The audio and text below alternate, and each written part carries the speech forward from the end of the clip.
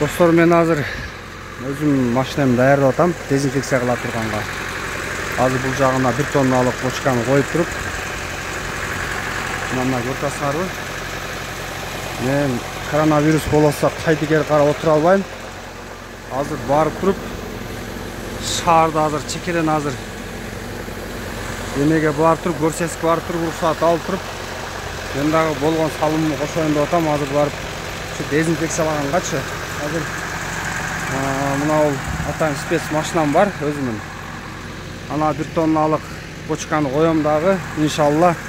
Бисмилла деп туруп ушул жөнө турбай ушу шаарды ушу болгон жерин ушу дезинфекциялап колдон келген аракетимди кылайын деп атам. Мындай атайын Кореядан келген менде спец каражат бар. Бул абдан жакшы, бардык жерге жетет, алыстан туруп эле. Эгер кошумчулар болсо кеттик.